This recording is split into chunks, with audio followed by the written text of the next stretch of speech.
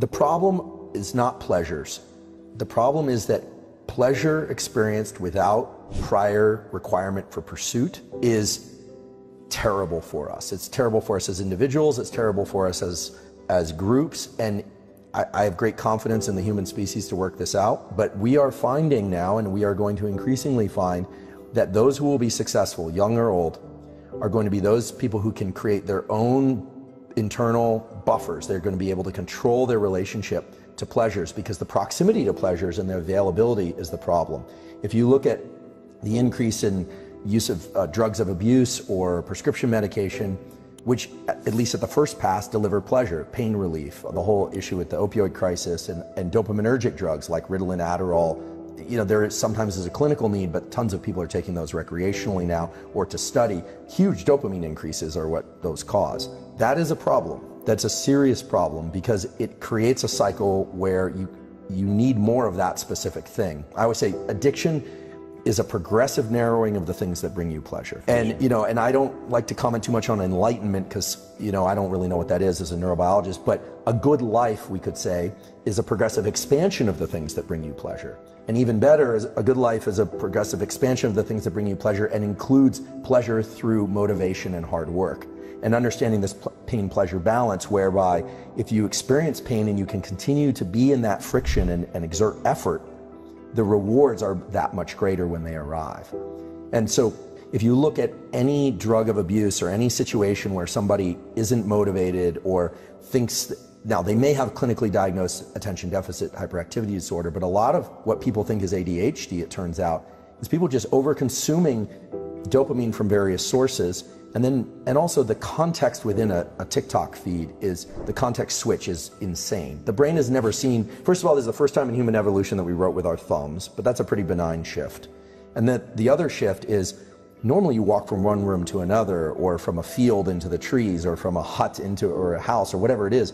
But now you can get 10,000 context switches in that 30 minutes of scrolling on Instagram or TikTok. And so it's all about self-regulation. How do you self-regulate? How do kids self-regulate? Well, this is my hope, and one of the reasons I've gotten excited about public education and teaching neuroscience is that this is a place where knowledge of knowledge actually can allow oneself to intervene. When you think, I'm feeling low, I don't feel good, nothing really feels like good. Am I depressed? Maybe, but maybe you've saturated the dopamine circuits. You're now in the pain part of things. What do? Well, you have to stop. You need to replenish dopamine. You need to stop engaging with this behavior, and then your pleasure for it will come back. But you have to constantly control the hinge. It's not just about being back and forth on the seesaw. You have to make sure the hinge doesn't get stuck in pain or in pleasure. We often think about the extremes of addiction, and those are really severe, but we also have to think about the more subtle forms of something we really love, but indulging in it just a little too often so that it no longer has that edge. There have been really good studies of people who jump out of airplanes with parachutes. I'm sure it's a lot of fun. It looks like a thrill, but people do it over and over and over again, often die doing other things. They often become drug addicts because it's a huge high. Oh yeah, a lot of that. And there are a lot of examples of this. I mean, you can get addicted to anything. The key is to regulate that behavior. So you asked what should people do? Well, certainly I'm trying this now, and I have some good examples. Some young people I know and work with are taking breaks from not just social media, but no cell phone whatsoever.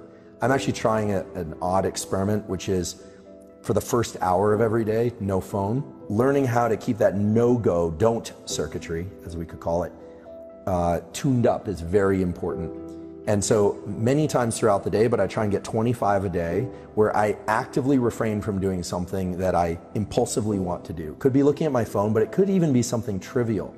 Like I want to walk to the kitchen and get a glass of water. So I'm actively engaging in action-based denial. So restricting my behavior in some way as a way of keeping these dopamine circuits tuned up. Also not looking at my phone first thing in the morning for an hour, because knowing what we now know about the second phase of sleep and REM sleep being more predominant, the second wave of sleep, and the fact that you're working through a lot of emotional and logistical contingencies, you're reshaping your brain in sleep. That's when neuroplasticity occurs, during sleep. It's triggered in wakefulness, but it actually takes place in sleep, especially that second half of sleep. When you wake up in the morning, you are in a perfect position to what I call receive the download of all the work that your neural circuitry has been doing the night before. But if you immediately go to a sensory experience, especially a rich sensory experience of stuff scrolling by, you're actually missing the information that you processed at night. And even more importantly, that second half of the night during REM sleep is when the emotional weight of things becomes, let's say, you put it on the shelf properly. Things that are important to emotionally register get put in one shelf. Things that were like the comment you got on Twitter that was triggering doesn't seem like such a big deal after a good night's sleep. And that's because that second half of sleep is actually when you re-experience these things, but your body can't secrete adrenaline. It's kind of an internal form of therapy or even trauma therapy.